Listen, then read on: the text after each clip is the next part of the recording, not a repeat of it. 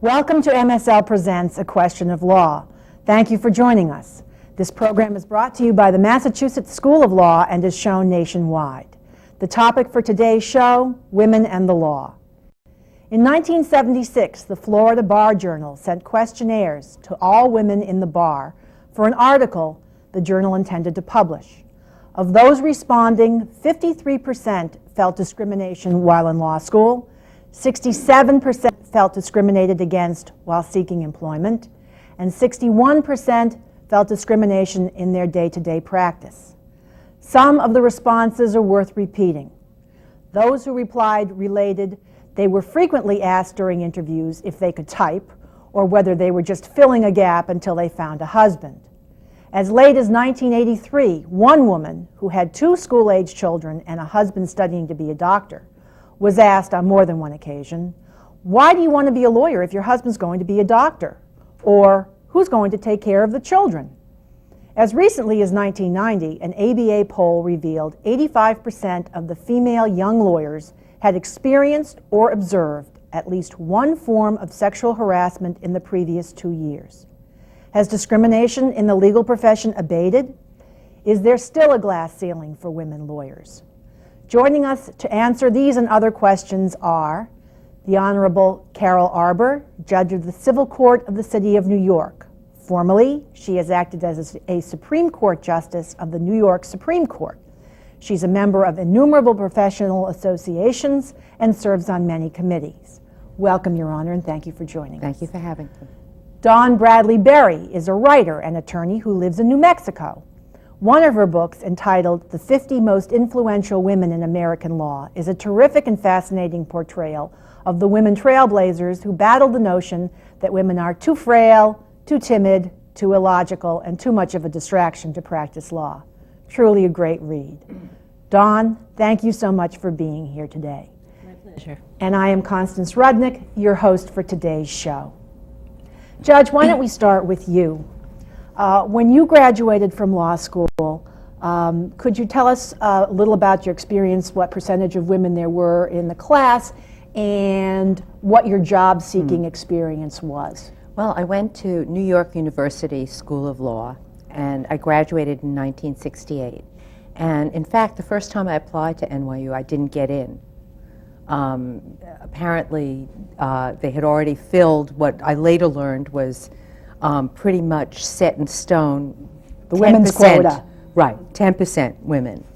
But the second time I did get in, and I wanted to go to NYU particularly because NYU early on had more women than almost any of the other law schools in the country. And when I graduated, I went to law school so that I could try to make the world a better place, and with the intention of working in the civil rights movement when I finished in 1968, and much to my dismay found that there were not any job opportunities available in that area, and I took a job with the Legal Aid Society, and it was a job representing children, and I did that because the Legal Aid Society wouldn't hire at that time women to represent grown-up criminals. You could only represent them if they were underage. Little criminals. That's right. Young criminals. That's right. And then after a couple of years of working in legal aid and legal services in East Harlem, I decided to get a job with a law firm. And I had done 3 years of litigating and wanted a job doing the same thing at a firm. And the interviews were incredible because every one of the male lawyers looked at me and said, "You want to go to court?" And I said, "That's what I've been doing for 3 years." I said, "Well, women don't go to court. You know, it's too physical," they said. So that was the kind of thing that I think not only I faced, but women in general. I interviewed Sandra Day O'Connor for a film we're making about women judges, and she was not easily hired, and nor was Ruth Bader Ginsburg. Right, the story of and Justice they Ginsburg were has been only well slightly publicized. before me. So And Dawn, you're about 20 years later than the judge. Now, what was your experience? Well, not surprisingly, it had changed a lot by the time I graduated in 1988. I went to the University of Illinois, starting law school in 1985. My class was about 40% women, and I really didn't encounter any discrimination during law school from my professors or from anyone. It was a I loved law school, except for the finals, of course. The experience itself was very good, and I enjoyed learning the subject matter. I also wanted to get into civil rights law and to try to change the world. And the main problem with law school in the 80s was the very profit, corporate, money-oriented mentality. I think I was very surprised at the contrast between when I did my undergrad work in the late 70s, and just the atmosphere on campus was so much different. Everyone was very much into this corporate, go with the big firms, make the money. And although I ultimately knew I wanted to write about the law and to have a solo practice, I did want to go with a big firm for a while in order to get the training, and thought I might find my niche in a civil rights practice within a firm. So when I started interviewing with the firms that came to campus, my husband and I was married, and my husband and I had decided we wanted to go west. I was interviewing with firms from California, Arizona, New Mexico. Virtually all of them ask me the illegal questions about, do you plan to have children? Do you have children? What does your husband think about the move? And most of them were just that blatant. They would sort of apologize but say, we have to know these things. And comparing notes with the other female students, most were asked those questions. And I assume the men who interviewed with those firms were not asked those questions. I don't believe they were. Some of them were a little more subtle in their questioning. They would say things like, how does your family feel about relocating? But all of them basically wanted to know if I planned to have children and would be able to keep up with the billable hour expectations. And in my experience, I joined a firm in New Mexico, the largest firm in the state at the time. And again, I didn't feel any gender discrimination, but I think the whole firm structure is mired in the 1950s example of the corporate husband with the stay-home wife who is able and willing to work 60 to 80-hour weeks and basically give the whole life to the law. And I began to see, that was not the life I wanted, and I think as more and more female lawyers and younger male lawyers too are coming up through the ranks and getting into positions of power, those expectations are changing. But I think that's one of the biggest problems now. It's just the unrealistic model that's outmoded and not the way society is anymore. That's the next question I was going to ask, Judge. Do you sense from your experience in the city of New York that there is a change in the way women are viewed in their application for employment and in the expectations that are being made for them in a very traditional sort of firm environment? I think that there are differences, but unfortunately not what I consider to be enough of a difference. There are differences, yes, because women are getting jobs as litigators. Women are getting jobs in areas of the law where women were typically excluded. However, I think that in spite of the fact that we have laws on the books that are supposed to protect against discrimination on these bases, in fact, women are still asked whether or not they have children, and maybe they're asked in a different way. Maybe they fish for an answer in a particular way, but they nevertheless are concerned about the whole thing. And I think that the profession as a whole hasn't progressed as I had hoped it would by now, to the point where we can acknowledge that people are people, human beings, and that they need to have a life. And in fact, that you can't be that good a lawyer unless you have some time off, some time to sleep, some time for your family, some time to do balance, things other than law. And I think the more progressive and enlightened firms are moving in that direction because people are voting with their feet. They're losing their best and brightest associates who do not want to stay in that structure, who are going on to the firms that don't have such outrageous requirements, or starting their own practices, or going in a different direction. And again, I think this is happening with men and women both. As I've kept up with my law school classmates, there were a group of about 10 or 12 of us who were good friends throughout law school and have kept up. Almost, I think all but one have changed jobs at least once, in some cases 2 or 3 times in the 12 years we've been out of law school. Now, there may well be a degree of dissatisfaction with the practice of law, but isn't it fair to say that that occurs more with women than with men, primarily because of the expectations, and that is women are expected not only to be full-time lawyers but also to be the primary caregivers for the family, and they just can't create 2,500 billable hours and take care of a family at the same time, and so they are going with their feet. They're leaving the profession, and women doing it much more so than men. I think that you're making a good point that there may be even more pressure on women because of the need to balance all the different roles as a woman, motherhood and so on. And I think, Dawn, you made a very good point that it would be, I mean, the women really need wives to be at home to take care of them just the way the men do when they work in those demanding jobs. And unfortunately, we haven't figured out a way to do that yet.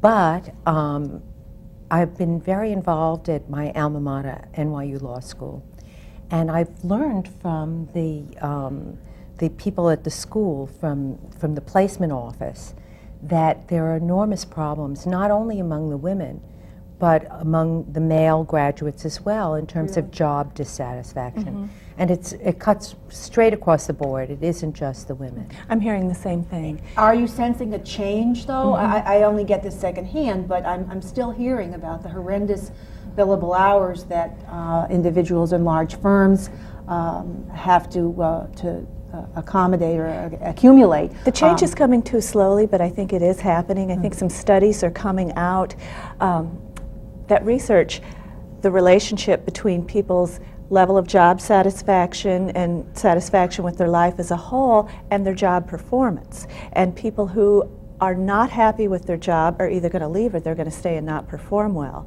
And the legal profession, I think, is very traditional in its basis, especially in the East, more so in the East than in the West. And so it's slower to really take note of these things and to accept the inevitable changes than many of the other professions. You know, maybe there is what some lawyers call real differences, and that is that women tend to be less tolerant of things like injustices in the workplace or difficulties with employers or co-workers, whereas men just think that that's part of the job and things can roll off their back. So if they have to accommodate themselves or, you know, twist themselves into little pretzels to do what has to be done, they don't have as much of a problem as women do. And have you experienced that? I think, too, that men are more into their brains. They're, you know, more left-brained normally than women are. I think women more function with their right brain. And so the right brain intrudes on the left brain function. And the right tells brain you is, that, stop, you need a rest. This isn't a good situation. This is, speaking of stop. Very good point. We have to stop here because we're going to have a break, but we'll come back very shortly and we will resume with this topic of conversation.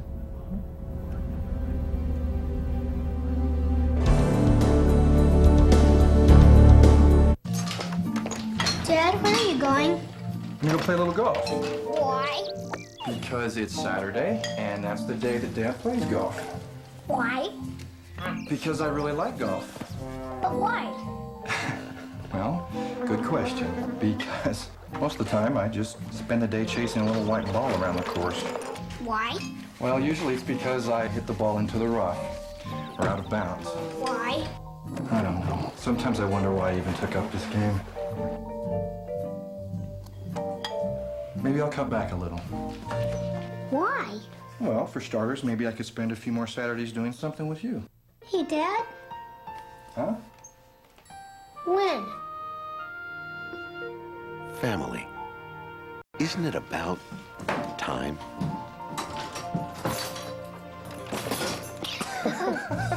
From the Church of Jesus Christ of Latter-day Saints.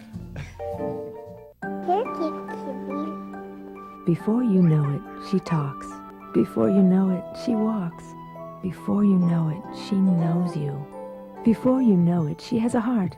Before you know you're pregnant, when your baby's no bigger than a grain of rice, before she's a twinkle in your eye, that's when you need to take folic acid every day. After that, it's too late to prevent some serious birth defects. Folic acid now, before you know it. You know, I was there when Dr. King shared his dream for the world. I have a dream today. And I was there when we launched men to the moon. Lift off. I was even there when Mark McGuire broke the home run record. Yep, I've seen a lot in my day. Thanks to television, of course.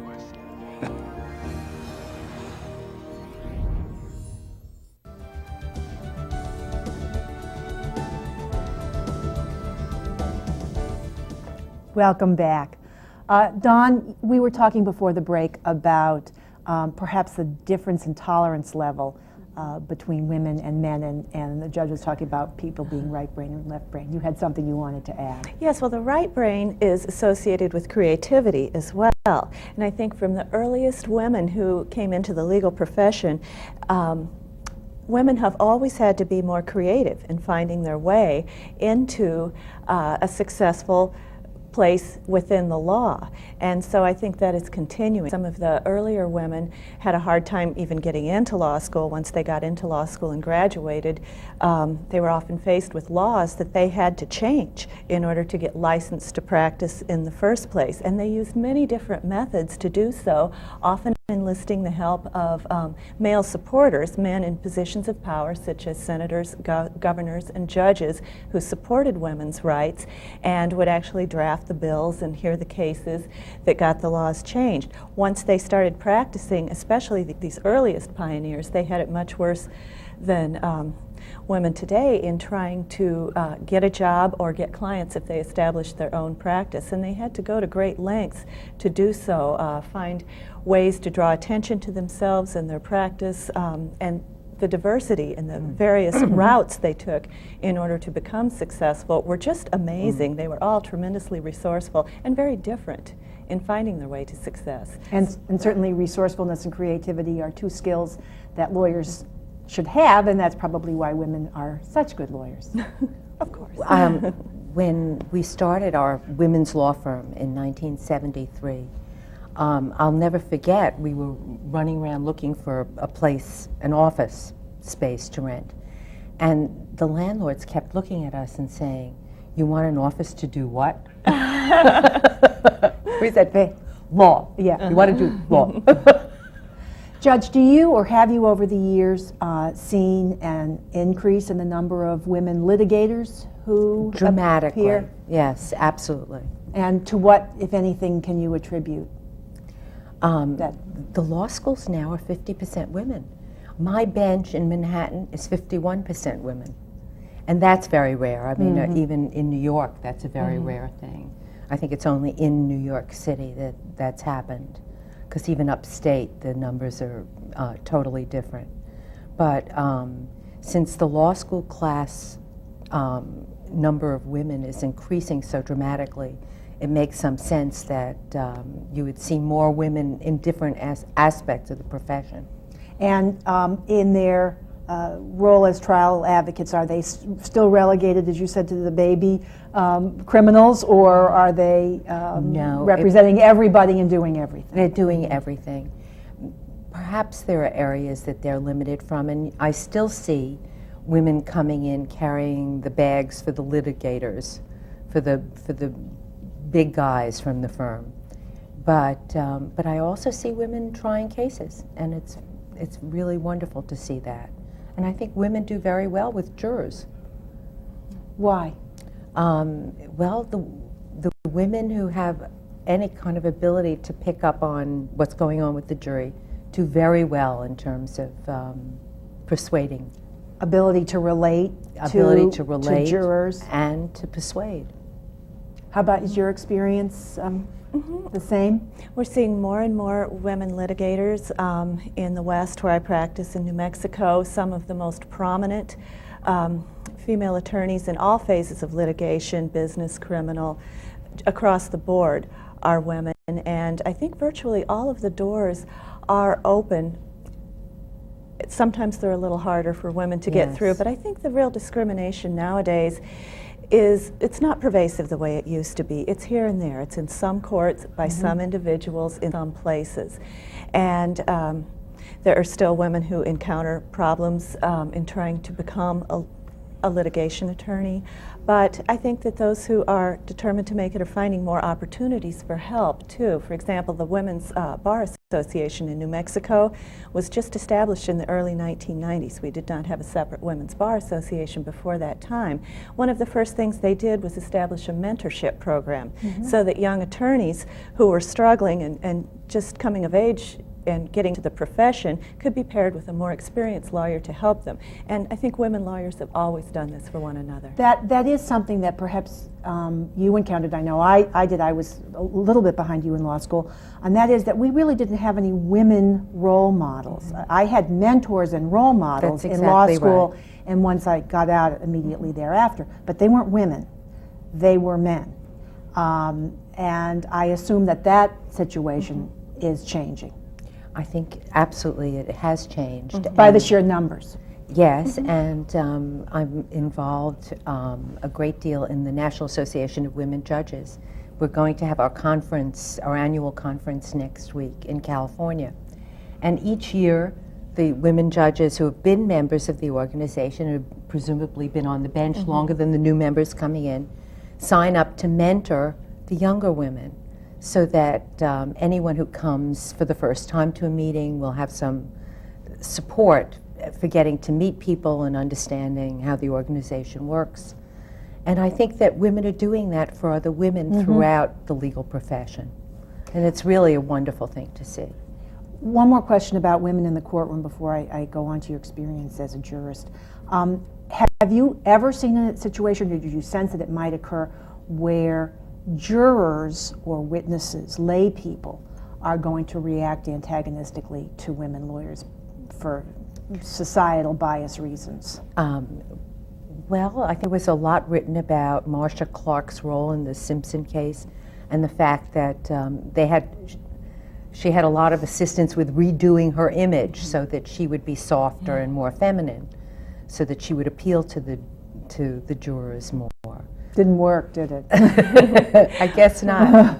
Do you think that was? Do you think it was necessary? Have we gotten beyond a woman trial lawyer is an aggressive 5-letter word, and a male trial lawyer is an ambitious, decent, doing his job. Successful. Right. Have we gotten beyond that, or yes, we still have to worry about the people who make the decision, and that's the jury and. Again, I think it depends on the individual and on the individual courtroom and situation. With Marcia Clark, it's important to remember that in the 10 years she served as a prosecutor before the O.J. Simpson media circus, she had won every single one of the 20 homicide cases she had tried to juries. So I think it's kind of an aberration to look at a case like that, which really is skewed in every way. And yes, I think that there is still a difficulty encountered by a woman prosecutor, especially, who is supposed to at once be tough and hard and, very aggressive and, convict the criminal, but at the same time fit that feminine stereotype. I think that what women face is having to accommodate people's perceptions more than they do, than the men do. Yeah. Because men are accepted as lawyers and have been from the beginning of time, and women as lawyers is still something that people react to. And one common thread that ran through all of the women I researched for my book on the history of women in law was that they had to find their own mode of authenticity and be themselves and find out what worked for them in the courtroom. And in some cases it was a very unusual approach. Gladys Toll's route was a Los Angeles criminal defense attorney who practiced beginning in the 1930s. She was very flamboyant. She was known for her wild costumes and hats and the spectacle she would create in the courtroom, yet it was effective for her. She was very successful as a criminal defense attorney and got clients that way. So. Judge, we're nearing the end of the program. I just wanted to get your opinion on women in the judiciary. Now, your bench right now is dominantly women. Do or have you experienced discrimination as a woman jurist from any source whatsoever? Yes, of course I have. Okay. Has it improved over the years? Yes, or it has improved over the years. Are there still... Some of the dinosaurs have died out. That's the good news. So the bad news. There are still dinosaurs out there. Are there young males who fall into this category? Absolutely. There are always going to be individuals who will be idiots, basically, in every profession and in every walk of life. But overall, I was very pleased when I moved to New Mexico to see quite a number of female judges and to see that they were overall treated with great respect. We just had an episode here in Massachusetts where we had a woman trial judge who was very severely criticized in the press and the media and elsewhere for what was perceived to be too light a sentence and some intemperate behavior. And the question has arisen whether or not the same criticism would have been generated had she been a he. Actually, we've set up a task force within the National Association of Women Judges to study just that, because there's a sense that women in the judiciary are treated differently in that regard than the men are. That for some reason, the women are paid more attention and criticized much more loudly and clearly than the men would be if they had committed the same indiscretion or mistake. Well, perhaps if we can return in another 10 years and talk, we will find that things have changed and that we have total equality in the legal profession, men and women. Thank you very much for joining us, and that's the end of this show. Thank you. Thank you very much.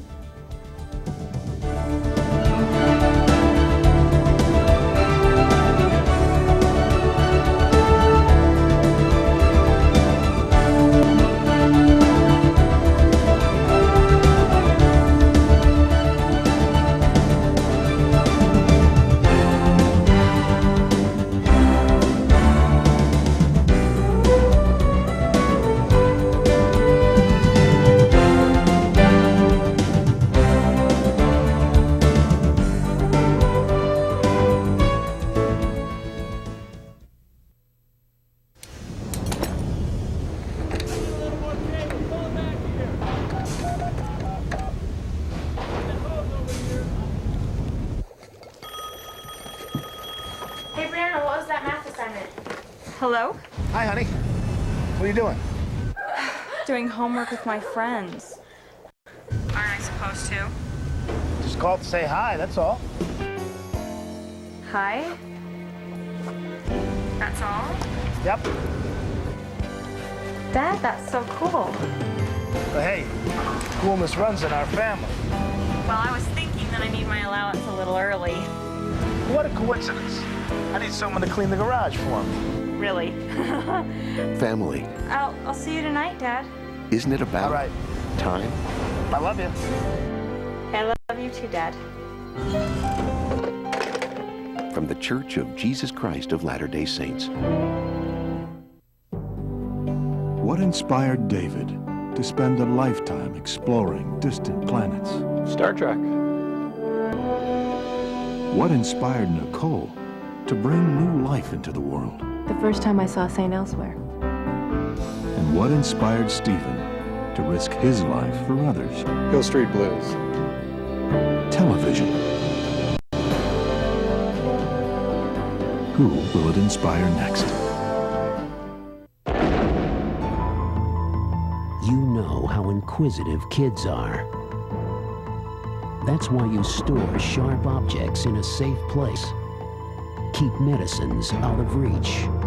And if you have a gun, you keep it unloaded and locked away. As concerned members of the television community, we urge you to be just as careful with television. Kids don't always know what they're watching. That's why you should.